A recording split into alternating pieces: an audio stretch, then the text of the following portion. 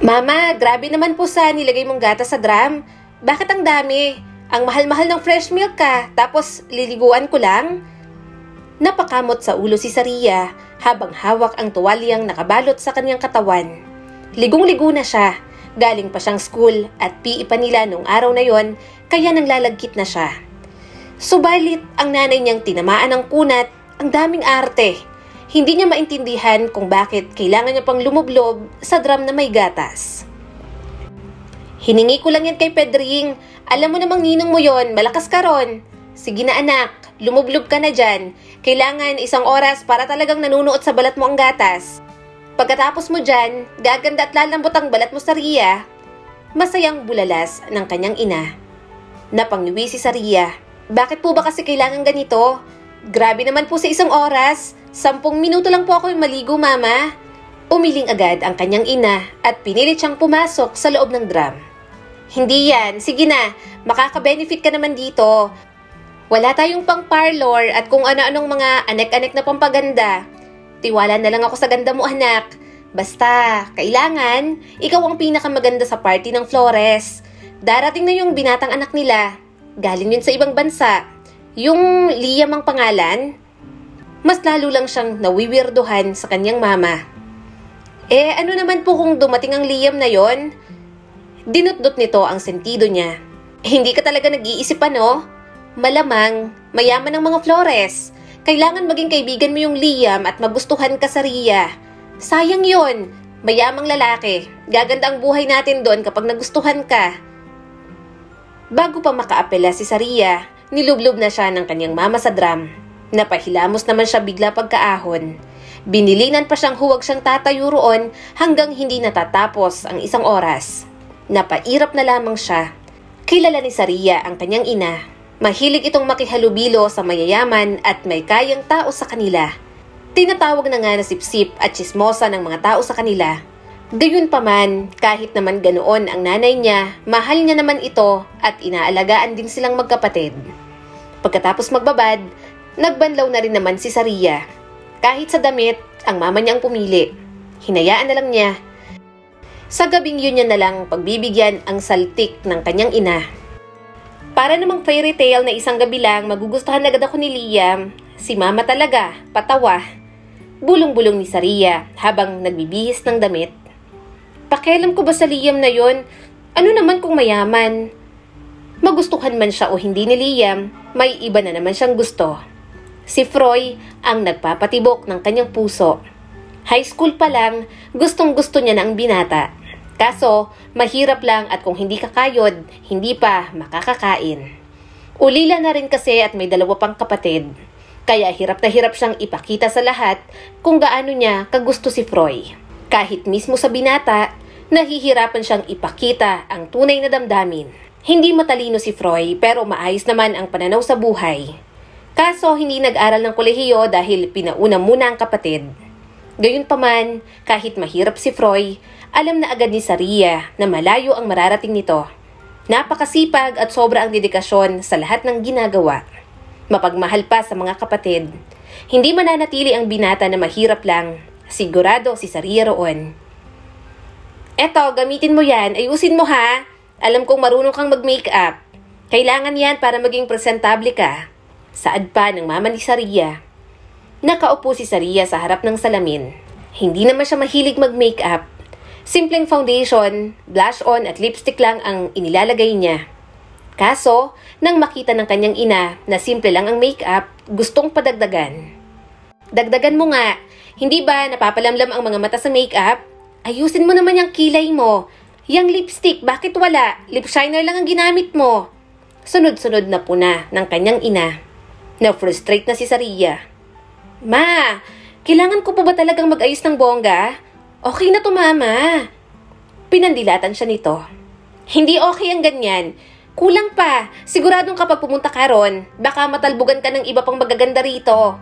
Oo, kaibigan ko ang nanay ni Liam at pwede kitang ireto. Pero, iba pa rin na siya mismo ang makakapansin sa'yo.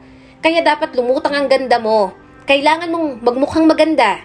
Tandaan mo, mahirap lang tayo at yung ganda mong yan ang magiging asset mo. Gusto ko na kung mga akit ka man, yung sa tama at mayamang lalaki, hindi sa kung sino-sino lang dyan. Akala mo ba hindi ko alam kung sino-sino ang binoboyfriend mo nung high school? Napabuntong hininga na lamang si Saria. Bubuksan pa talaga ng mama niya, ang tagal nang mangyari. Hindi niya naman itinatanggi yon kung sino-sino na lang ang naging boyfriend niya noong high school. Pero, masisisi ba siya? Sa school nila, siya yata ang pila ang manliligaw. Hindi niya rin alam kung bakit, kaya binoboyfriend niya na lang kung sino ang kanyang trip. Sumagot naman agad si Saria para depensahan ng sarili. Mama, alam ko pong open-minded kayo. Marami man po akong naging boyfriend, alam ko po sa sarili ko na hindi ako malandi at kalad ka rin. Kahit ipacheck niyo pa po ako ngayon din, wala pang nakakagalaw po sa akin. Mga lalaki naman ang lumalapit at hindi ako. Hindi naman din siya seryoso at tumatagal lang ng 1 o hanggang 3 buwan. Kailanman ay hindi naging pisikal si Saria sa mga lalaki. Hanggang halik lang. Alam lahat ng naging boyfriend niya iyon at baka kahit ng ibang may gusto sa kanya. Kapag may lumalagpas at namimilit, inaayawan niya agad. Maganda rin naman kapag may boyfriend. Libre pagkain at libre pamasahe. Nakakatipid si Saria. Subalit sa lahat ng naging boyfriend niya, wala namang nagpatibok talaga ng kanyang puso. Si Froy lang ang tipo niya sa lahat. Kaso, hindi naman siya ang tipo ni Froy. Hindi ito nagtangkang manligaw. Nahuhuli niyang nakatitig sa kanya pero hanggang doon lang. Umismid ang kanyang mama. Pero kahit na yung mga chismosa nga rito, iba ng tingin sa'yo. Pinagtatanggol na lang kita kasi kilala kita at may tiwala ako sa'yo. Nako, baka makarating kay Susana na marami kang naging boyfriend. Baka hindi kanya magustuhan para kay Liam. Nako, sana naman hindi. Mas lalo siyang naiinis sa kanyang ina. Ano naman po, yun naman ang totoo. Huwag po natin silang masyadong paluguran dahil lang pumayaman sila. Okay na po itong itsura ko. Alam niyo naman pong hindi talaga ako pala make-up. Inayos nito ang kanyang buhok. Sige na nga, maganda ka naman. Pero anak, intindihin mo sana ang gusto kong mangyari. Dahil sa Ria, ang kagandahan ay nagbubukas ng mga pintuan sa isang tao. Sa trabaho, tingnan mo, hindi ba at mas madaling natatanggap ang mga pogi at maganda? Ganon din sa paghahanap ng mapapangasawa, anak. Kapag mas maganda ka, mas okay at mas mayaman ang makakatuluyan mo. Wala kang pera ngayon, ngunit kung mapapansin ka ni Liam, maaari mong baguhin ang buhay mo. Napailing si Saria dahil sa pagkadismaya. Gusto mo pong maging perpekto ako pero gusto ko lang maging ako. Malayo po ako sa gusto niyong mangyari, mama. Humalukip-kip ang kanyang ina. Hindi mo naiintindihan. Kailangan nating maging madiskarte. Ang isang mayamang asawa ang makakaahon sa atin sa kahirapan. Gusto kong magkaroon ka ng mas magandang buhay, anak. Kaya nga po ako nag-aaral, hindi ba? Para naman makaahon tayo sa hirap kahit papaano. Inaayos ko naman po ang pag-aaral ko. Gagawin ko po lahat basta maging teacher lang. May sarili naman po akong mga pangarap. Hindi ko naman po siguro kailangan ng mayamang lalaki para ron. Saad ni Saria. Bahagya siyang hinampas ng kanyang ina. Mga pangarap? Ang tagal pa niyan. Mas mabuti nang may backup ka sa buhay at yon ay ang makapangasawa ng matinong lalaki. Kailangan mong tumuon sa kung ano ang mahalaga. Saka may sakit ang kapatid mo. Tingnan mo ang anak ng pinsan ko. Nakasal siya ng maayos at saka noon na may pera. At ngayon komportable na siyang namumuhay sa ibang bansa. Nakaramdam si Saria ng matinding kirot sa kanyang dibdib. Pero gusto ko pong magsumika para sa sarili kong kinabukasan, hindi lang umasa sa iba. Bahala na po kayo.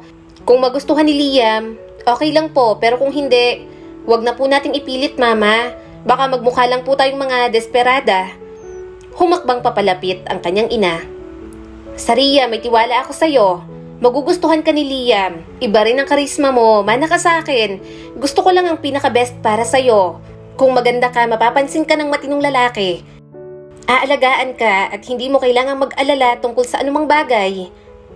Hindi na lang siya nagsalitang muli. Hahaba lang ang usapan nila ng kanyang ina. Kilala ni Saria ang mama niya. Hindi ito nagpapatalo sa usapan. Pagkatapos mag-ayos, hinintay niya na lang matapos ang kanyang mga magulang at mga kapatid. Para hindi sayang sa oras, nag-review na lang siya. May exam pa kasi sila sa Biyernes. Tara na, Saria, halika na, tawag ng mama niya. Kinuha niya lang ang maliit na bag at bumaba na. Sumakay na sa loob ng tricycle nila ang kanyang kapatid na si Sabrina, pati na rin ang kanyang mama. Sa labas ka sasakay? Nakadress ka? Bulalas ng kanyang ina. Napabuntong hininga si Saria. Mama, maikli ang dress ko. Kapag umupo ako dyan sa loob, mas makikita ang panty ko. Masisilipan lang ako. Dito na lang ako sa likod ni Papa. Siya, sige. Halika na, baka mahuli pa tayo sa pa-welcome party ni Susana sa anak niya. Nagkatinginan silang mag-ama. Alam na rin naman ng papa niya ang ugaling ng mama nila ni Sabrina. Saka wala naman itong pakialam sa kung ano ang gusto ng mama nila. Basta para sa ama nila ng kanyang kapatid, mabigay lang ang kanilang mga pangangailangan at mapagtapos sila pareho ni Sabrina sa pag-aaral. Walang maraming kuda pero kumikilos. At kahit gano'n ang asawa, naiintindihan pa rin at hindi naman pinagsasawaan. Mga katulad ng ama niya ang gusto ni Saria. Hindi man mayaman, at least nagsisikap maibigay ang lahat para sa pamilya. At kayang umintindi sa asawa kahit gaano pa kakomplikado ang ugali. Lahat ng yon, kay Froy niya rin nakikita. Froy, nandyan ka pala. Nag-aabang ka ng tricycle. Nako, walang dadaan at mukhang lahat na arkila na papunta sa mga Flores. Sabay ka na sa amin. Wika ng kanyang ama nang madaanan nila si Froy. Nanlaki naman agad ang mga mata ni Saria. Biglang hindi siya mapakali. Kilala naman talaga ng ama niya si Froy. Nakakatulong kasi nito minsan ang binata sa pagkukumpuni ng tricycle. Nako, wag na po. Mukhang puno na. Nakangiting sabi ni Froy at napatingin sa kanya.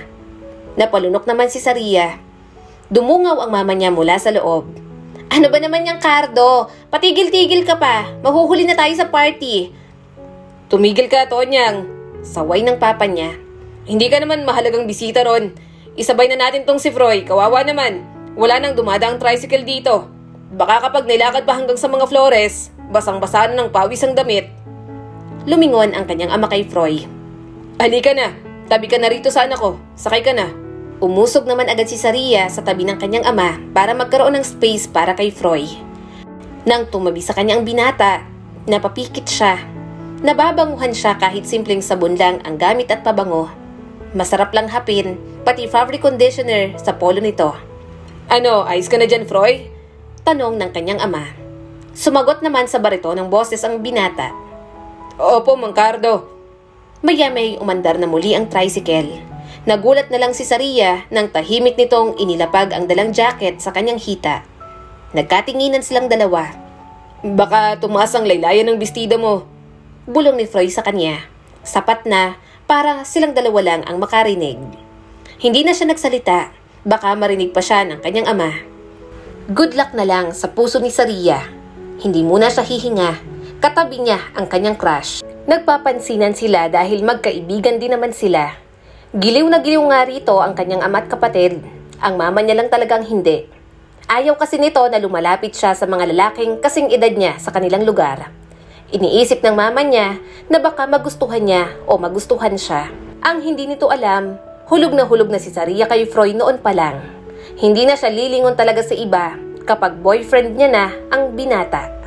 Nasaan nga palang mga kapatid mo?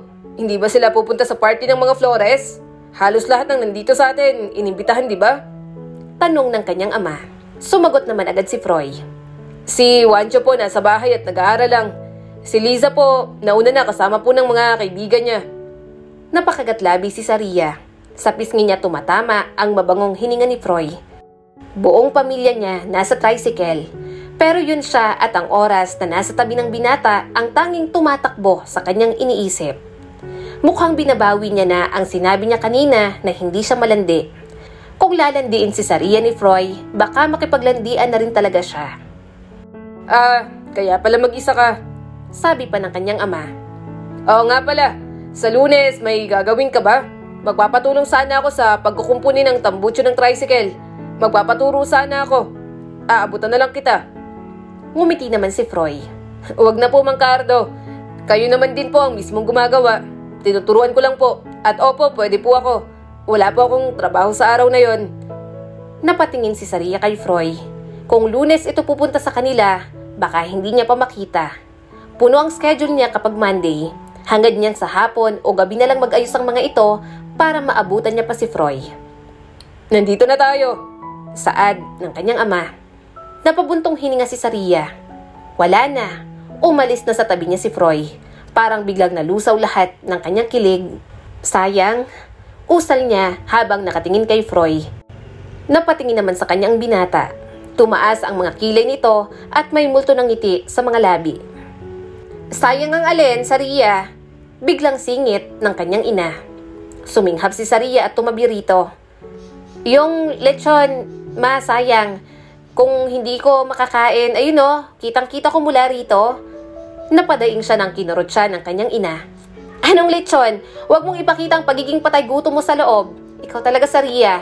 Dapat mahinhin at kaunting kain lang. Baka lumaki ang tiyan kapag nabusog ka. Fitted pa naman yan. Paano ka magugustuhan ni Liam? Naiirita na talaga si Saria sa kanyang ina. Mama, ano ba naman po? Puro na lang kayo, Liam. Hindi nga ako kilala ng tao. Saka ano po, magpapanggap po akong hindi malakas kumain. Alam niyo naman pong para pong kargador ako kung lumamon. Nasapo ng mama niya ang ulo. Parang nakokonsumisyon sa mga salitang lumalabas sa kanyang bibig. Natawa naman si Saria. Tila sinisira niya ang magandang plano ng kanyang ina. Napatingin naman siya kay Froy. Mukhang napakinggan yata nito ang pag-uusap nilang mag-ina. Kunot ang noo ng binata at tila malalim ang iniisip. Nawala ang paningin niya kay Froy nang bigla siyang hilahin ng kanyang ina. Susana! Tuwang-tuwang tawag ng mama niya sa kaibigan nito. Bakas naman ang rekognisyon sa mukha ng ginang. Tonyang, ikaw ba yan? Antonia? Tumango naman agad ito. Oo, ako nga. Ang tagal nating hindi nagkita. Simula nang mapangasawa mo si Arturo, palagi na lang kayong umaalis. Ang hirap niyong hagilapin. Mabuti na rin at pinauwi niyo rito ang anak ninyo. At gusto niyang dito mag-aral. Oy, amoy States. Mahinang tumawa si Susana, halatang pino at sopistikada kumilos. Hindi ka pa rin nagbabago. Makulit ka pa rin. Oo, umuwi talaga kami. Tapos na yung panganay ko at balak na nga na matutunan ng pamamahala dito sa farm. Excited namang tumango ang kanyang mama. Si Liam yun ano? Tumango naman si Susana. Mas lalong natuwa ang kanyang ina. Tapos na pala ang Liam na gusto nito para sa kanya. Mas dagdag points yon sa mama niya. Sigurado ng future niya sa binata. Kaso, iba talaga ang gusto ni Saria. Kilala mo naman siguro tong asawa ko, Susana. Si Cardo, tapos mga anak namin, sina Sabrina at si Saria. Magiliw na pakilala ng kanyang ina. Etong si Saria, malapit lang sa edad ng panganay mo. Second year na to sa kursong education. Gustong maging teacher. Medyo may ulo rin naman. Napangiti naman si Susana sa kanya. Maganda yan, iha. Ipagpatuloy mo yan. Tipid na lang nang umiti si Saria. Salamat po. Kung ganon, busy siya? Kailangan ko sana nang sasama sa anak ko sa paglilibot dito sa lugar natin. Saad ni Susana. Maganda sana kung may kasama siyang isa na talagang kilala at mapagkakatiwalaan kesa naman kung sino-sino lang dyan. Bigla agad siyang inaro ng kanyang mama. Eto si Saria, maraming libreng oras to. Pwede niyang samahan si Liam. Hindi mo natatanong, kabisado nito dito sa Muzon. Mahilig kasi siyang gumala, lalo na nung high school. Nanlaki ang mga mata ni Saria. Mama, talaga iha? Hindi ka ba busy? Gusto ko sanang kung gagalang anak ko rito, may kasama siyang katulad mo. Okay lang ba? Tanong ni Susana. Napilitan siyang sumagot. May exam po ako next week. After that, sem break na po namin kaya opo, may libre po akong oras. Ginatungan pa ng mama niya. Diba, sabi ko sa'yo masasamahan ng anak ko ang panganay mo. Huminga na lang ng malalim si Saria. Ayaw niya sana. Balak niyang magpahinga sa sem break at huwag munang lumabas. Masyado siyang na-stress sa pag-aaral. Tapos heto at ang nanay niya, busy sa pagiging kupido sa kanila ni Liam. Gusto niya sanang tumanggi pero alam niyang magtatalo lamang sila. Liam, halika rito. Nakangiting tawag ni Susana. Napatingin si Saria kay Liam. Maputi at gwapo. Napakalinis tingnan ng binata. Pananamit pa lang, halatang may kaya na sa buhay. Kaya lang, hindi mga katulad ni Liam ang kanyang tipo. Napatingin si Saria kay Froy. Abala ang binata sa pakikipag-usap sa ilang kaibigan nito. Gusto niya yung bad boy ang datingan. Simple at mukhang madumi ang damitan pero mabango at nakakapanginig ng mga tuhod. Natawa na lamang siya sa sarili. Masyado niyang hinahangaan si Froy. Kahit mga mali yata rito, nagugustuhan niya. Nilalagay ni Saria sa pedestal ang binata at yun ang unang beses na naging ganoon siya sa isang lalaki. Ang ganda ng dress mo, nakangiting sabi ni Liam. Natigilan naman siya sa pagkain ng lechon. Salamat. Sa tiyangge ko lang to nabili. Napatingin si Liam sa mga bisitang malapit lang sa edad nila. Mga kaibigan mo ba silang lahat? Napatingin naman siya sa grupo ng mga iyon. Yung iba lang. Simula kasi nang tumungtong ako sa college, hindi na rin ako masyadong sumasama sa kanila. Tumango naman si Liam. Mamaya, lapitan natin sila. Gusto kong makipagkilala. Friendly ka pala? Komento ni Saria. Mahinang tumawa ang binata. Hindi ako ganito sa States. Siguro, naisip ko lang. Mukhang mababait ang mga tao dito at makakasundo ko sila. Tumango naman si Saria. Nahagip ng paningin niya ang kanyang ina. Tuwang-tuwa ito nang makitang nag-uusap sila ni Liam. Muntik na siyang mapairap. Akala ng mama niya, nagkakamabutihan na sila ng binata. Pero si Liam, halatang pakikipagkaibigan lang naman ang habol. Parang ang hinihintay lang siyang matapos kumain dahil atat na atat nang pumunta sa kabilang lamesa. Liam, no? Salamat sa pa-welcome party ninyo at nakatikim kami ng masasarap na pagkain. Sabi ng isang lalaki. Naging abala na si Liam sa pakikipagkilala at pakikihalubilo. Napatingin si Saria kay Froy. Seryoso ang mukha nito at ulala lang sa lamesa. Mukhang nakainom na dahil bahagyang namumula. Ikaw, anong pangalan mo? Maya-may tanong ni Liam nang tumapat kay Froy. Tiningnan lang ni Froy ang nakalahad na kamay ni Liam. Parang naiinis pa nga pero tinanggap din. Froy. Dahil nakikihalubilo si Liam sa iba, hinayaan niya na lang. Mukha rin namang naiintindihan niyo ng kanyang ina, kaya hindi na siya pilipilit na dumikit. Mukha nga na kontento ng kanyang mama na siyang makakasama ni Liam sa paglilibot sa kanilang lugar. Yung tatlong yon, ex-boyfriend yan lahat ni Saria. Natatawang saad ni Kayla. Halos lahat yata, naging boyfriend niya na. Tumawa rin si Liam at napatingin sa kanya. Mapagmahal ka pala? Bigla pang umungot ang isang ex-boyfriend ni Saria. Nagrereklamong naubos lang ang perang baon, wala namang napala. Nagtawanan ang mga kasama nila sa lamesa. Kilala naman talaga siya ng mga ito. Marami man siya naging boyfriend, hindi siya ganoon karupok para isuko ang sarili. Napairap si Saria. Boyfriend ba yon? Tumatagalan ng 1 hanggang 3 buwan. Hintayin nyo kapag naging seryoso ako. Pagkasabi ni Saria, napatingin siya sa pwesto ni Froy. Nagkatinginan sila. Mukhang kanina pang nakatitig ang binata sa kanya. Nang asar pa si Kayla. Naku boys, mukhang magseseryoso na ang pinapangarap ninyo. Mukhang gustong-gusto ng nanay ni Saria si Liam mo. Baka sa kanya na magseseryoso itong si Saria.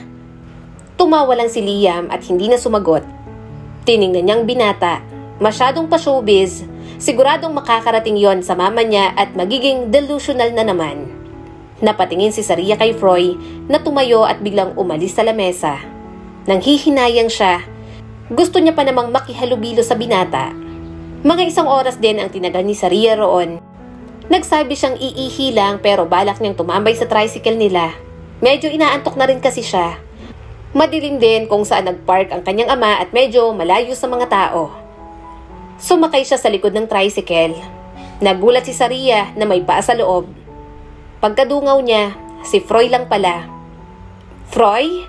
Nakangiti niya agad na tanong. Anong ginagawa mo rito? Medyo nilalasing na ako kaya umalis ako. Nagpapababa lang. Hinawi ni Saria ang kanyang buhok. Parang nakatulog ka na nga dyan. Sa amin ka rin sumabay pa uwi ha. Tumango naman si Froy. Sige. Babalik ka pa ron? Pero sa halip na sagutin ang kanyang tanong rin ang ibinalik nito sa kanya. Ikaw, babalik ka pa? Mas lalo siyang nanabik sumagot. Kung hindi ka na babalik doon, hindi na ako babalik, Froy. Huminga ito ng malalim. Hindi na ako babalik kung ganon. Mas lalong napangiti si Saria. Simpleng interaction lang nilang dalawa para na siyang mababaliw. Ganoon kalakas ang tama niya kay Froy. Kahit mangalay pa siya kakadungaw, ayos lang basta makausap ang binata. Napalunok si Froy at umiwas ng tingin. Ayusin mo nga yung damit mo. Nakikita ko na... Bigla namang napatingin si Saria sa kanyang bandang dibdib. Bumababa dahil sa kakadungaw niya.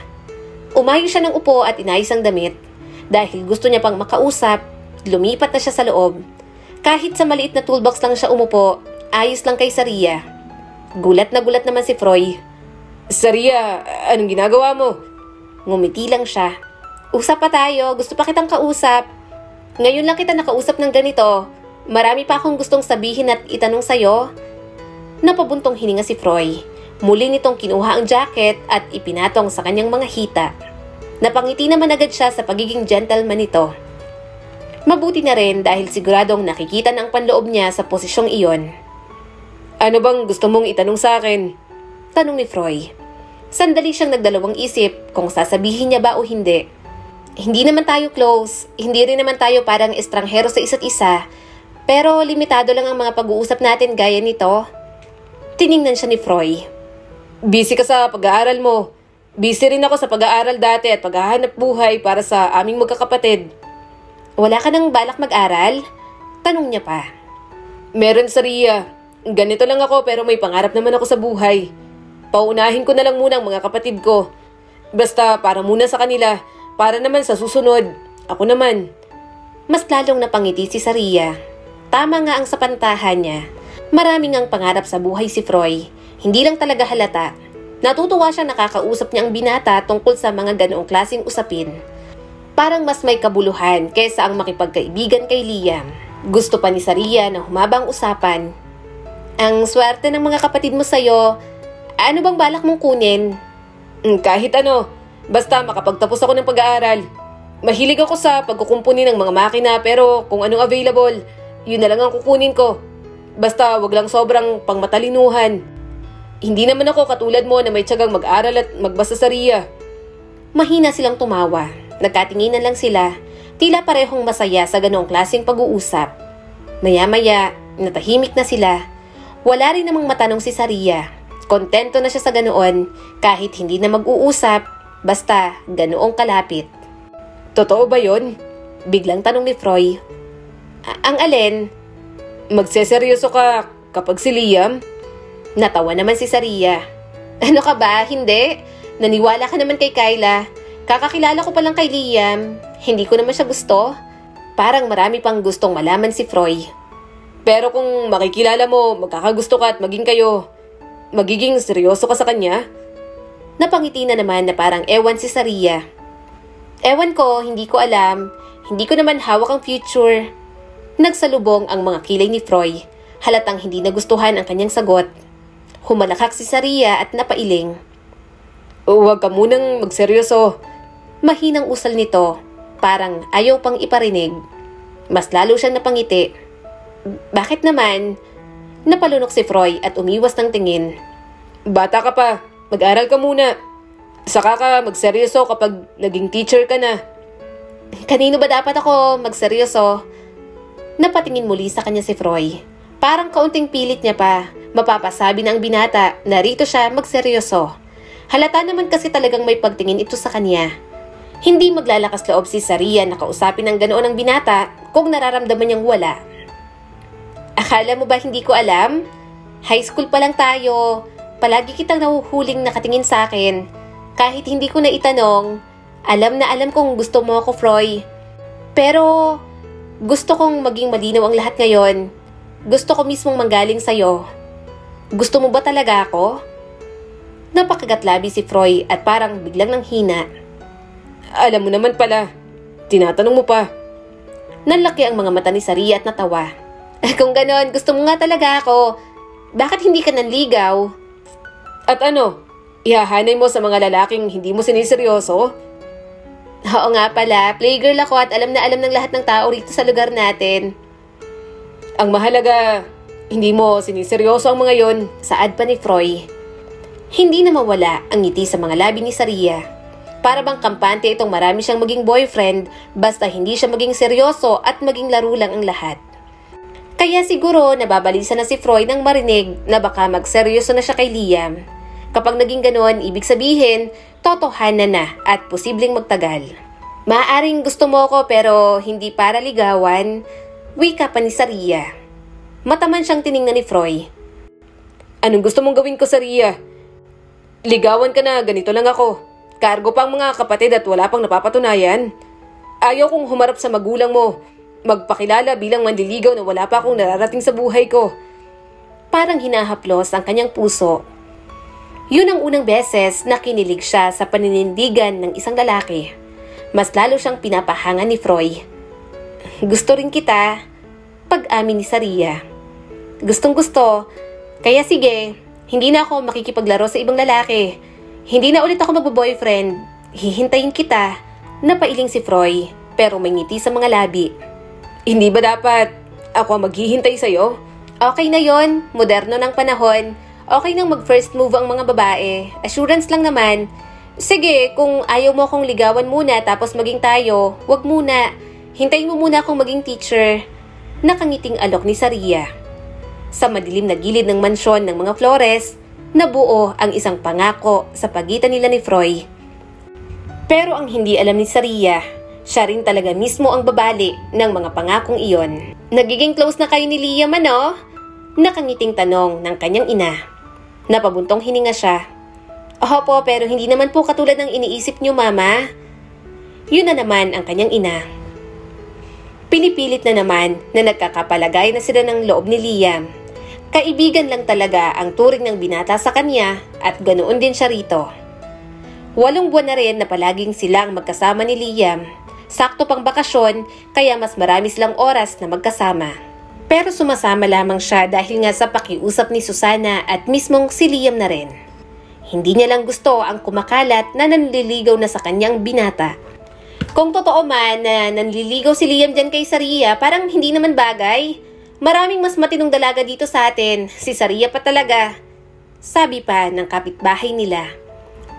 At ang mama niya bilang ina, heto at ipinagtatanggol siya. Hoy! Maldita! So anong sinasabi mo? Hindi matino ang anak ko? Matino tong si Saria. Marami tong naging boyfriend pero hindi to kalad ka rin. Yung anak mo nga na ipinagmamalaki mong mahinhin at matino, nakita ng iba na pumasok sa insabayan kasamang isang lalaki. May sinabi ba ako, ha? Tigilan mo si Saria. Hindi kayo ang nagpapalamon sa anak ko. Huminga na lamang siya ng malalim. Natural na makipag-away si Tonyang kapag sila ang pinag-uusapan. Ayaw din kasi nitong tinatapakan silang magkapatid ng kahit na sino. At ang chismis na yon, ginawa na ngang totoo ni Liam. Biglang tumigil ang sasakyan nito sa harap ng bahay nila. Pagbukas ng pinto, may dala itong bulaklak para sa kanya. Ngumiti si Liam sa kanya. Para sa'yo. Bigla namang nagmalaki ang mama ni Saria sa mga chismos na nilang kapitbahay.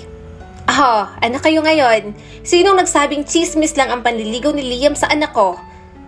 Tiningnan niyang mabuti si Liam. Nanliligaw ka sa akin? Ngumiti naman ang binata. Oo, Saria. Halika na. Ihahatid na kita sa school mo. Parang sinusubo kay Saria lahat. Hindi siya makapaniwalang nililigawan siya ni Liam. Alam niya, kung gusto siya ng lalaki, nararamdaman niya iyon. Kaya ganoon na lang ang kanyang pagtataka na biglang gusto na lang nitong manligaw sa kanya. Nakaupo si Saria sa passenger seat ng kotse ni Liam. Nasa kandungan niya ang mga bulaklak habang malaling na nag-iisip. Lumingon siya sa binata. Nakakunot ang kanyang mga kilay sa pagtataka. Liam, pwede ba akong magtanong sa'yo? Oo naman. Bakit gusto mo akong ligawan? I mean, magkaibigan tayo. Bakit ngayon? Lumambot ang ekspresyon ni Liam. Gusto mo talagang malaman? Well, hindi naman ganun kakomplikado. Ikaw lang, hindi ka naman mahirap mong gustuhan. Mabait ka, nakakatawa at lagi mong alam kung paano pag-aanin ng anumang sitwasyon sa Ria. Ngayon ko lang yata na-realize kung gaano ko kasaya kapag kasama ka. Saka, gusto ka rin ng mga magulang ko para sa akin. Gusto nga nila na ikaw ang mapangasawa ko. Maganda ang mga salita ni Liam, ngunit pumukaw din ang mga yon ng pagkalito sa loob niya. Pero magkaibigan tayo at mas klaro na nararamdaman ko yun mula sa'yo. Parang biglaan. Siguro natagalan lang ako para makita kung anong nasa harapan ko. Kumunot ang noo ni Saria. Pero ayokong masira ang pagkakaibigan natin. Yun lang ang kaya kong i-offer sa'yo. Oo, tinutulak ako ng nanay ko sa'yo pero halata rin naman sigurong hindi kita gusto. Napabuntong hininga na lamang si Liam. Naiintindihan ko. Hindi rin naman kita minamadali. Pag-isipan mo lang. Iba lang sa pakiramdam, parang hindi ko lubos maisip kung bakit hindi ako mapalagay. Napabuntong hininga ulit si Liam. Ayokong i-pressure ka. Gusto ko lang talagang maging tapat sa nararamdaman ko. Pero kung hindi ka pa handa, pwede akong umatras. Napakahalaga din ang ating pagkakaibigan para sa akin. Sumilip si Saria sa bintana. Hindi naman sa hindi kita gusto. Hindi ko lang talaga naiisip na magiging boyfriend ka.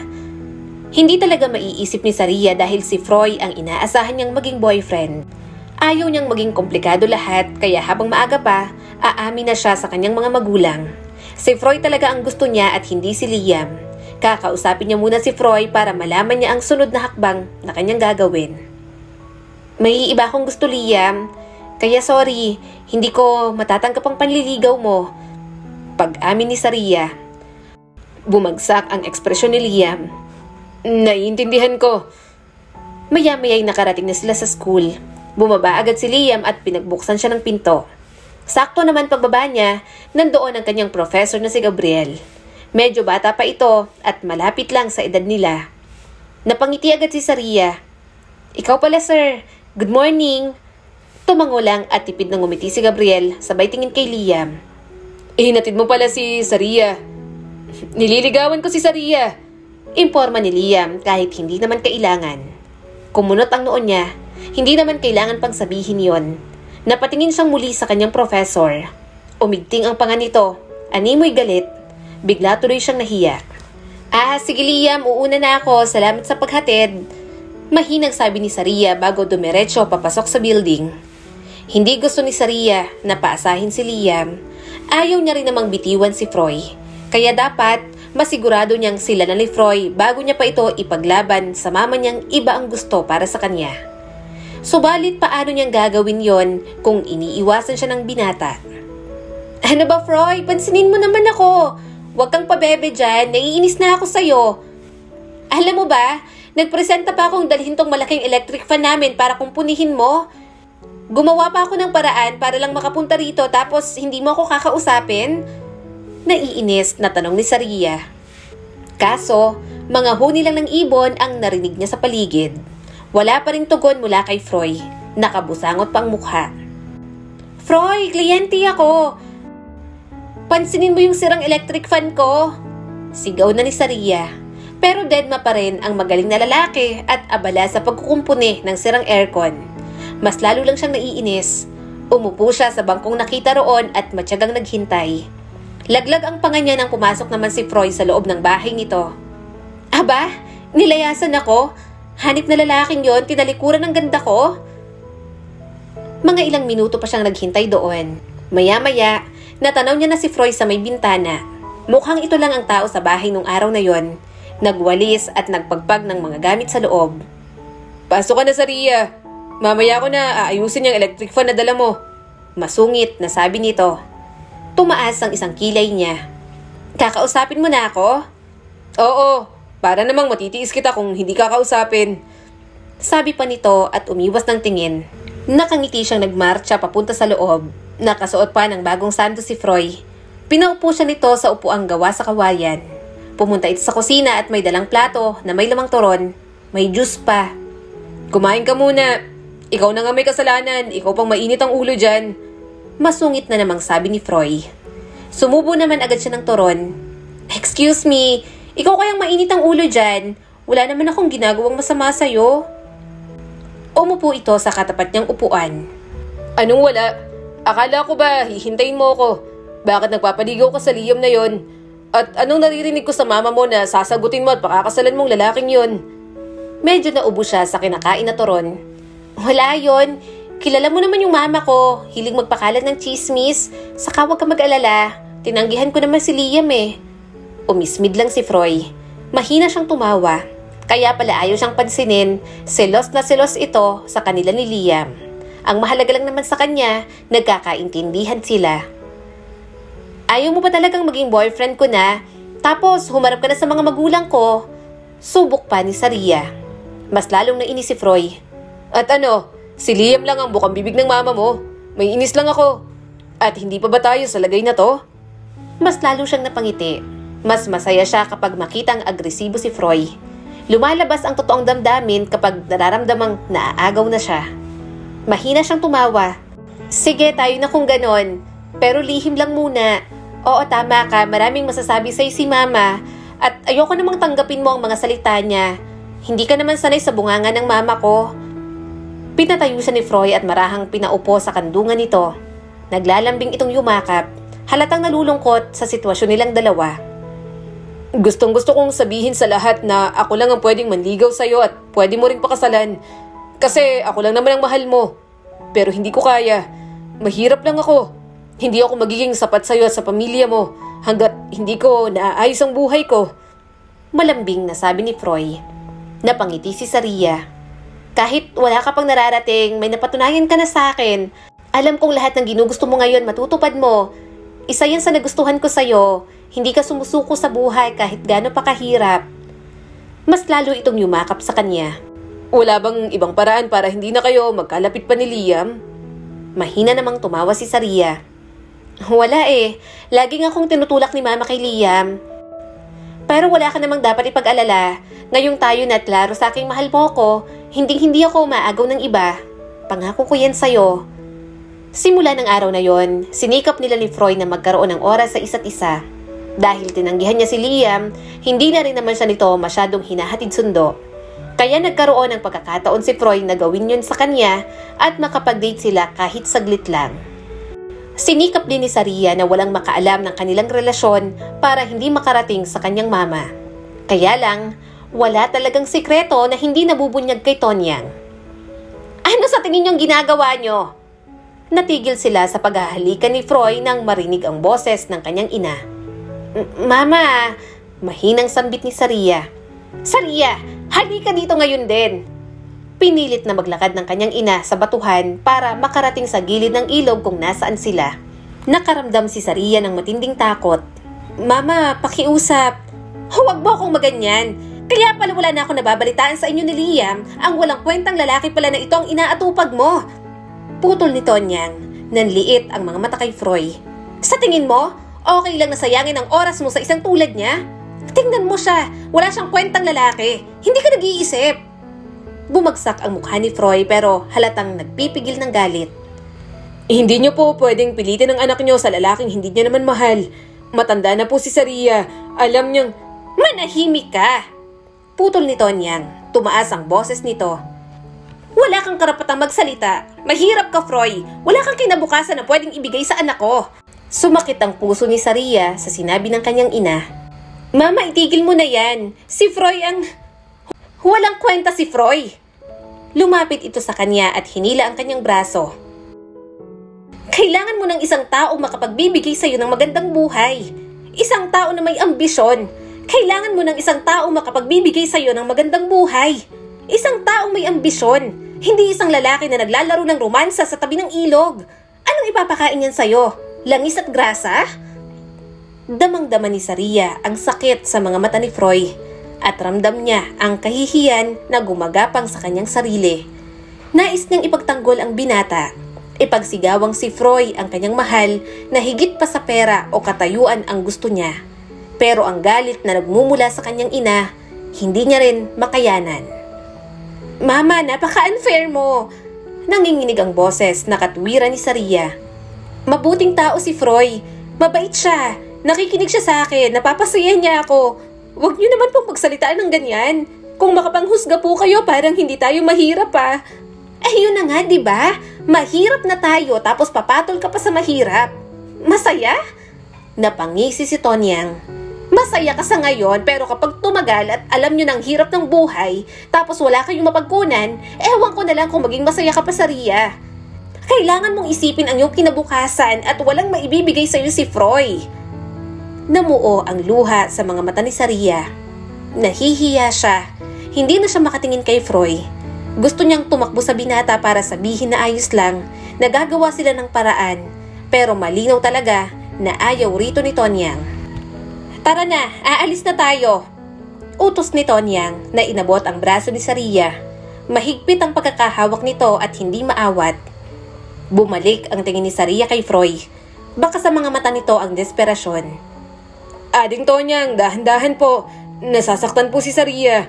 Wala kang pakialam. Tigilan mo ng anak ko. Ikakasal na siya kay Liam. Mama, ano po bang sinasabi nyo? Nahihibang na po ba kayo? Lumuluhan niyang tanong. Ikaw ang nahihibang sa pagpatol sa lalaking yan.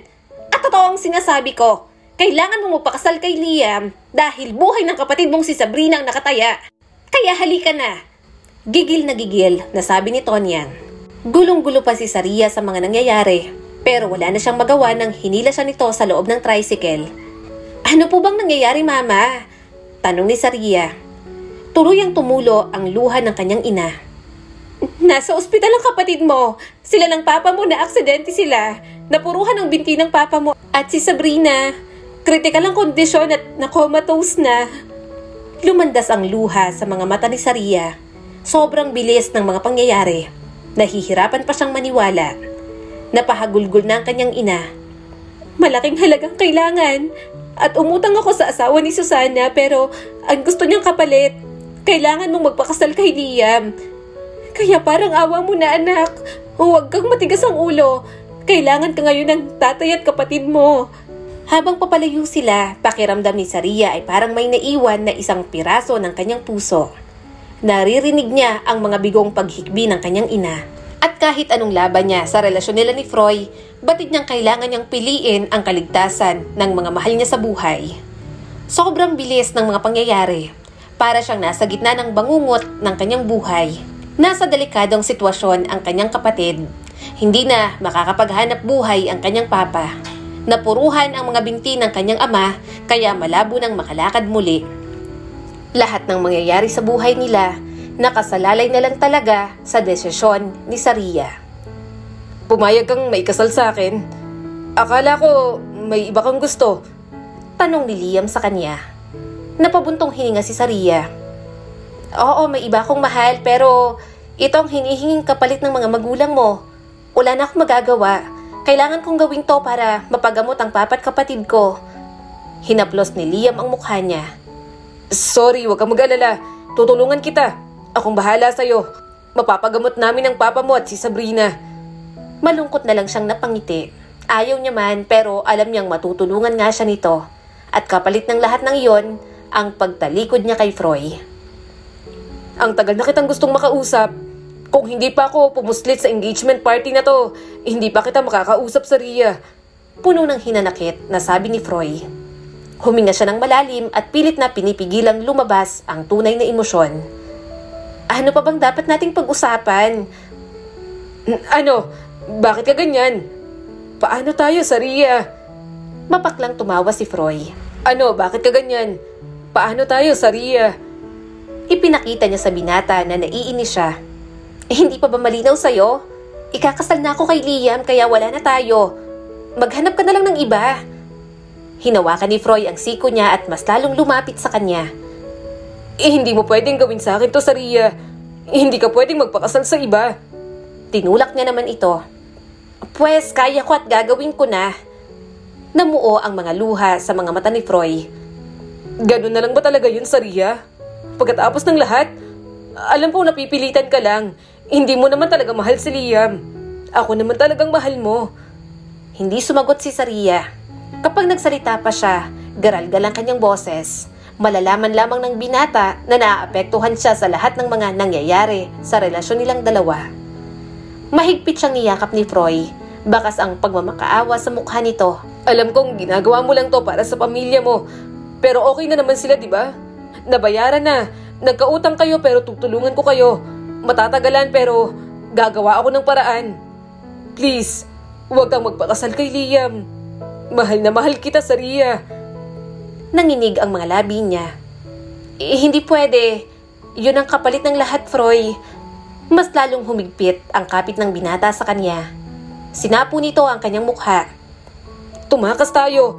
Itatanan kita. Gusto akong kunin ng tito ko para pag-aralin pero hihingi ako ng tulong sa kanya para sa ating dalawa. Sumama ka lang sa akin, kakayanin natin. Suminghap si Saria at napaatras. Hindi natin gagawin yan, Froy. Bakas ang desperasyon sa mukha nito. Saria, parang awa mo na. Hindi ko kaya. Tuluyang tumulo ang mga luha ni Saria. Hindi siya madaling umiyak pero pagdating kay Froy, mukhang kahinaan niya pa yata. Noon pa man, masyadong mataas ang tingin ni Saria kay Froy. Kahit mahirap ito, alam niyang malayo ang mararating ito sa buhay. At hindi siya papayag na mawala ito sa landas na gustong tahakin ng dahil sa kanya. Pag-aaralin ka, diba? Pumunta ka, umalis ka na rito. Huwag mo na akong alalahanin dahil wala ka namang aasahan sa akin. Hirap na sabi ni Saria. Hinawakan nito ang kanyang mukha. Pero mahal kita. Gagawin ko lahat para sa ating dalawa. Kaya please, sumama ka sa akin. Umiling siya at bahagya itong itinulak. Hindi ako pwedeng maging makasarili. Ako lang ang inaasahan ng pamilya ko ngayon. Pasensya na. Isuko na lang natin kung anong meron tayo. Ayaw rin naman ng mama ko sa'yo. Ang daming masasakit na salitang sinabi sa'yo, hindi ka pa rin natitinag. Baka nga tama si mama. Baka mas okay kapag si Liam. Mas gaganda ang buhay ko at sasaya kapag si Liam ang napangasawa ko. Kahit ano pang sabihin mo, magpapakasal ako kay Liam, kaya umalis ka na. Hindi na muling nagsalita si Froy. Pero ang galit at sakit sa mukha nito bago siya iwan doon, tumatak sa isip ni Saria. At alam niyang babaunin yon ng kanyang pagkatao sa buong buhay niya. Nabalitaan na lang ni Saria, umalis na si Froy sa lugar na yon. Pumunta sa Cebu para doon mag-aral. Ang tanging naiwan lang ay ang mga kapatid nito. Wala rin naman ideya ang mga kapatid ni Froy na naging sila dahil ginawa nga nilang sekreto. Tila sa lugar nilang iyon, isang dumaan lang na alaala ang mga pinagsamahan nila ng binata. Isang oras na wala pa rin si Liam, tanong ng kanyang mama sa wedding coordinator. Nasa bridal car lang si Saria. Kanina pa siya naghihintay doon kaya pinalabas muna siya. Yon ang araw ng kasal nila ni Liam. Pero lumipas ang isang oras, wala pa rin ang binata. Maganda si Saria sa araw na yon kaso hindi niya dama. Hindi naman siya masaya. Hindi siya ikakasal sa taong tunay niyang minamahal. Pero mukhang may ibang plano pa ang tadhana para kay Saria. Saria, I'm sorry. Umiiyak na niyakap siya ni Susana. Tita, bakit po? Tanong ni Saria. Nagulat na nga lang siya nang pinadiretso na lang sa reception lahat ng bisita para at least mapakain man lang. Ang pamilya niya at ang pamilya na lamang ni Liam ang natira sa simbahan. Mukhang hindi na matutuloy ang kasal. Napailing ang ama ni Liam at halatang dismayado. Hindi na makakarating si Liam. Tumakas siya sa kasal ninyo at sumama sa lalaking yon. Kumunot ang noo ni Saria. Ano pong ibig niyong sabihin? Mas lalong napahikbi si Susana. Pasensya na kayo sa kahihiyang idinulot namin. Hindi namin alam na tatakas ng ganito si Liam sa mismong araw ng kasal. Kaya namin minamadaling magpakasal kayo kasi nalaman naming bakla si Liam at boyfriend niya si Gabriel. May nakapagsabi at nakakitang magkasama silang umalis. Hindi namin alam kung saan pupunta. Gulat naman si Tonyang. Ano? Bakla si Liam? Tumango naman ang ama ng binata. Natulala na lamang si Saria. Hindi niya alam kung matatawa ba siya o hindi. Kaya siguro sobrang bilis ng lahat. Naisip niya bigla ang sinabi ni Liam noon sa kanya. Natutulungan siya nito sa problema nilang dalawa. Kaya gusto naming mapakasal si Liam kay Saria kasi siya lang naman ang babaeng niligawan ng anak namin. Umaasa kami ni Arturo na may pag-asa pang maging lalaki ulit si Liam pero talagang bakla siya. Napahikbi na naman si Susana. Niyakap na lang ni Tonyang ang ginang. Sobrang daming nangyari sa araw na yon. Puro kahihiyan din ang napala, lalo na sa pamilya ni Liam. Dahil sa dinulot ni Liam sa kanya, parang ang mga Flores pa ang nagkautang sa kanila. Naging usapin kasi yon sa kanilang lugar. Dahil hindi siya sinipot sa kasal ni Liam, hindi na pinabayaran sa kanila lahat ng gastos sa pagpapaospital ng tatay niya at ni Sabrina. Binigyan din siya ng scholarship ni Susana kaya matiwasay siyang nakapagtapos ng pag-aaral at naging ganap na teacher. At sa lumipas na 8 taon, siya na ang nagtaguyod sa kanilang pamilya. Tapos na rin sa pag-aaral si Sabrina pero mas piniling maging virtual assistant. Samantalang si Saria naman nagtuturo sa elementary bilang grade 1 teacher. Ma'am Saria, bakit hindi ka nag-aasawa? Aba naman, natatawang sabi ng kaibigan niyang si Ma'am Janet. Napairap naman siya. Porke may asawa na kayo, ganyan kayo sa akin? Tumawa naman si Ma'am Kayla. Partida, ang daming naging boyfriend nung high school pero siya ngayon ang walang asawa. Anong nangyari sa'yo, ma'am? Kaya iniisip ng lahat, mahal na mahal mo si Liam at hindi mo makalimutan. Kaso, masalimuot nga at hindi ka naman pala sinipot sa kasal. Kaya takot ka ring ligawan ng ibang lalaki dyan. Baka gawin mo lang daw rebound. Mahina na lang siyang tumawa. Hindi ganun yon, ang dami niyong haka-haka. Magsitigil kayo, mabubuhay pa rin naman ako, may asawa man o wala. Hindi naman kumalat pa sa lugar nila ang tungkol sa tunay na dahilan ng hindi pagsipot ni Liam noon. Walang nakakaalam na bakla si Liam kundi ang pamilya nito at ang pamilya ni Saria. Hiniling na rin para hindi mas lalong pag-usapan at pagtawanan si Liam ng mga tao sa lugar nila. Yun nga lang, sa lahat ng nangyari, isa lang ang bagay na pinagsisisihan niya. Nawala sa kanya si Froy. Ang huli niyang balita, aircraft mechanic ang binata sa ibang bansa. Nang malaman niya yon, sobrang saya niya. Kaya lang, limitado lang ang alam ni Saria. Hindi rin naman pala kwento ang mga kapatid ni Froy sa mga tao sa kanila. Hindi rin pala post sa social media ang binata. Sino ang guardian ang pupunta sa'yo? Nasaan bang mama mo? Tanong ni Saria kay Audrey, anak ng kapatid ni Froy. Nakibit balikat ang estudyante niya. Si mama po sinabi ko po sa kanya pero nakakalimot po yun palagi. Tiningnan niya ang report card ni Audrey. Matalinong bata ang pamangkin ni Froy. Top 1 nga ito sa klase niya. Mabuti at nagmana kay Liza. Kung kay Froy nagmana, siguradong puro palakol iyon. Natawa na lang siya sa naisip. Nabitin ang pagtawa ni Saria nang biglang may pumasok sa loob ng classroom. Nabitiwan niyang plastic envelope na hawak. Kahit mga magulang sa loob, nagulat din. Sino ba namang hindi magugulat? 8 taon niya na hindi nakita si Froy. Uncle! Masayang bati ni Audrey. Napangiti agad si Froy at binuhat ang pamangkin. Umiwas agad siya ng tingin. Hindi niya pa nakakalimutan ang huling pag-uusap nila. Ma'am Saria! Ma'am, nahulog niyo po! Sabi ng estudyante niya at pinulot sa kanya ang mga nahulog kanina. Pinilit niyang umiti. Salamat! Pumunta na siya sa unahan. Kadalasan, kapag may dumarating na magulang, ini-entertain niya at pinapaupo. Pero pagdating kay Froy, parang hindi niya kayang gawin. Lalo na ng mga oras na yon. I thought it's only for card giving. Tanong ni Froy. Muntik na siyang mapairap at bumulong-bulong. Pa-English pang tinamaan, Pilipino naman. May sinasabi ka? Taas kilay na tanong nito. Peki siyang umiti. Wala po. Opo, card giving pero may PTA meeting pa po para mapag-usapan ng ilang projects po sa room natin na mapapakinabangan din po ng mga bata. Upo na po kayo, Daddy, Tito, Sir?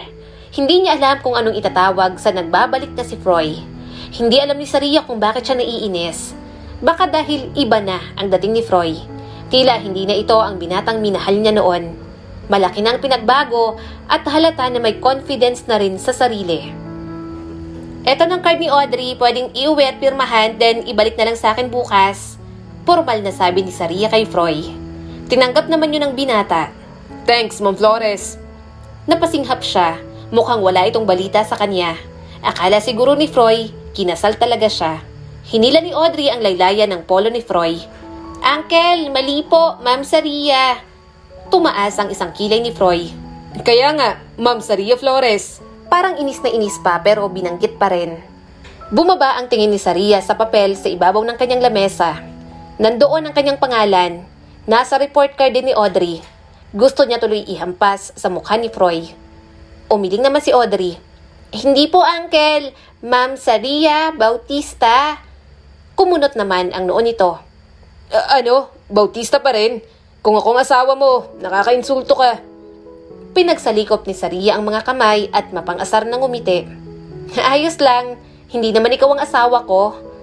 Mas lalong sumama ang timpla ni Froy. Ang dami pa kasing sinasabi, piko naman pala. Hindi pa natuto sa kanya. Alam naman ng binata na magaling siyang mang-asar. Umuwi na raw si Froy. Totoo ba? Tanong ng mama ni Saria. Pumunta raw sa school kanina, hindi ba't estudyante mo ang pamangkin nun? Tumango na lamang si Saria. Ayaw niya nang pag-usapan tapos binubuksan pa ni Tonyang ang topic. Madali niyang tinapos ang pagkain para makagawa ng lesson plan at makatulog na. Kailan ka kaya mag-aasawa, anak? Tanong ni Tonyang, parang naninimbang pa. Mas lalo naman siyang nairita. Wala ngang nanliligaw, kaya paano po ako magkakaasawa? Tumango-tango si Tonyang. Alam mo anak, balita ko kay Froy pala yung malaking hardware dyan sa malapit. Tapos may talyer din, tindahan ng mga parts at aircon ng sasakyan. Sa kanya din pala yung car wash dyan. Hindi na yata matutunawan si Saria sa mga kinakain niya. Alam niyang nag-iba ang opinyon ni Tonyang kay Froy. Successful ng binata at mukha pa nga na gusto na nito si Froy para sa kanya. Pero kung gano'n ang dahilan, ayaw niya na. Magiging sinungaling siya kung sasabihin niyang hindi niya na mahal si Froy. Subalit nakakahiya nang ipakita yon. Kapag nagpakita siya ng motibo, parang mas lalo lang niyang pinatunayan na mukha talagang pera ang mama niya. At baka nga ganoon din siya. Noong mahirap ito at nagsisikap pa lang sa buhay, hindi niya maipaglaban. Kaya wala siyang karapatan kay Froy ngayong successful na ito. Aalis din naman siguro ang binata. Baka nagbabakasyon lang sa lugar nila. Pero mukhang mahihirapan siyang iwasan ang kanilang nakaraan. Ma'am Saria! Nakangiting tawag sa kanya ni Audrey. Lumingon naman agad siya at napangiti. Pero naging iwi nang makita niya si Froy. Nasa loob ng sasakyan ng mga ito, kumakain ng burger at fries ang kanyang estudyante. Ma'am, sabay na po kayo sa amin. Ihahatid ka po ni Uncle Froy. Nakangiting sabi ni Audrey. Napatingin naman siya kay Froy na naghihintay ng sagot sa kanya. Hindi na. May service din kasi ako, Audrey. Kayo na lang. Magalang niyang tanggi. Nasaan? Biglang tanong ni Froy. Wala naman ah. Dito ka na lang sa sasakyan ko. Madadaanan din naman namin ang bahay ninyo at aircon pa. Hindi magugulo ang buhok mo sa hangin. Umiling si Saria at natanaw agad ang service niya. Huwag na, nandito na nga oh. Sige na, alis na kayo. Bye-bye Audrey. Bye Ma'am Saria. Kumaway pa ang bata sa kanya. Nakahinga si Saria ng maluwag. Kaso, hindi lang isang beses nangyari yon. Sa sumunod na araw, palagi na lang ang sundo ni Audrey ang walang magawa sa buhay na si Froy. At walang araw na hindi siya inaaya. Hanggang isang araw, hindi nakarating ang kanyang service dahil sinugod sa ospital ang anak nito. Hindi na. Mag-aabang na lang ako ng tricycle. Nasaan ba si Audrey? Tanong ni Saria. Wala, umalis na. Sinundo na ni Liza. Sagot naman ni Froy. Kumunot ang kanyang noo. Kung ganon, bakit ka nandito? Seryoso lang ang mukha nito. Inihintay kita kasi ihahatid kita. Wala nang dumadaang tricycle dito. Nanlaki ang mga mata ni Saria. Maglalakad na lang ako. Ano? Sumakay ka na. Nagsimula na siyang maglakad pero sinundan agad siya ni Froy. Ano ba? Tumigil ka nga. Baka machismis tayo. Bumaha ang inis sa mukha ni Froy. Ano naman? Nung kayong nachismis ni Liam, wala ka namang pakialam. Pero bakit kapag sa akin, apektado ka? At all this time, sa loob ng 8 taon, pinaniwala kong sarili kong may asawa ka na. Nagkibit balikat si Saria. Di mas okay. Bigla nitong hinila ang kanyang braso. Hindi yun okay, Saria. Alam mo kung bakit? Kung alam ko lang na hindi ka sinipot ng Liam na yun sa kasal ninyo.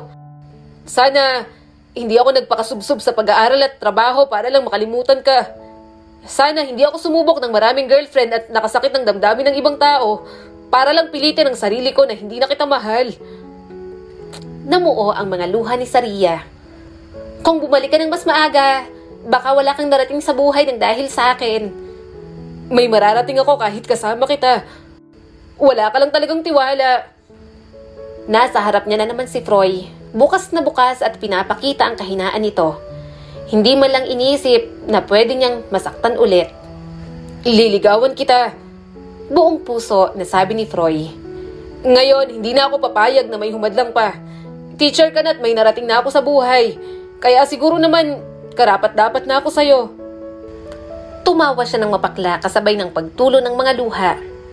Ayaw sa'yo ng mama ko dati. Pinagsalitaan at hinusgahan ka pa. Pinili ko ang ibang lalaki kasi mahirap ka at walang kayang ibigay sa akin noon. Nagbago ng opinyon sa'yo ni Mama kasi marami ka nang napundar ngayon. Hindi ka ba natatakot na ginugusto lang kita ngayon kasi may pera ka na? May ngisi naman sa mga labi ni Froy. Di mas mabuti. Gusto mo ako kasi may pera na ako. Napaatras si Saria pero hindi siya nito pinakawalan. Hindi ako nagpapatawa, Froy. Hindi rin ako nagpapatawa, Saria. Pinunasan nito ang kanyang mga luha. Ayokong ginawa ng mama mo. Ang pilitin kang magpakasal sa taong hindi mo naman mahal. Galit ako sa kanya dahil doon.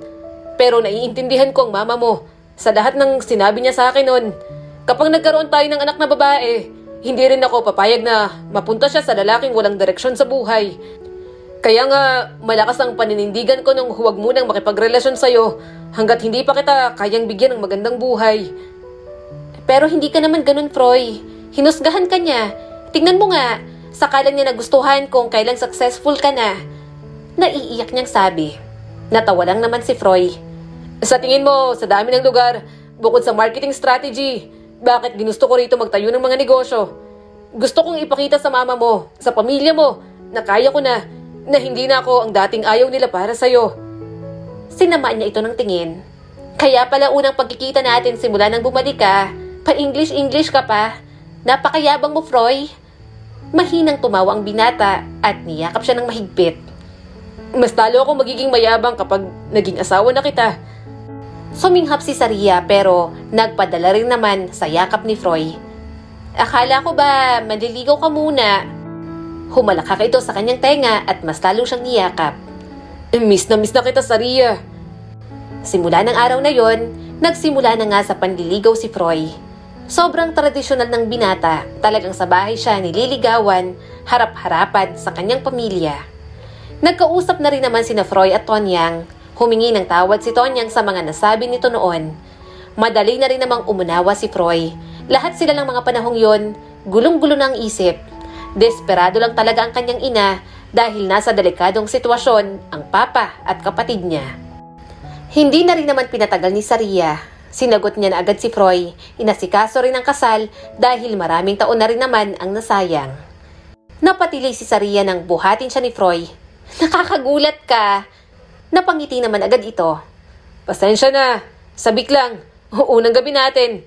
Mahal na mahal kita, Saria. Hinaplos niya ang mukha nito at napangiti. Mahal na mahal din kita, Froy. Maraming pinagdaanan ng kanilang relasyon ni hindi na nga pinangarap ni Saria na magkatuluyan sila dahil sa mga nangyari. Subalit mukhang sinabi ng Diyos sa kanila na kahit anong mangyari, sila pa rin ang nakatadhana sa isa't isa. Ang kwentong ito ay nagpapaalala sa atin na ang kasalukuyan nating sitwasyon ay hindi ang huli nating destinasyon. Kaya palagi sana tayong mag-ingat sa mga binibitiwan nating salita sa ating kapwa para hindi pagsisihan at taas noo pa rin na makaharap sa kanila. Muli, ito po si Skylar Guro at sana may bago na naman kayong natutunan sa kwento natin ngayon. Maraming salamat po.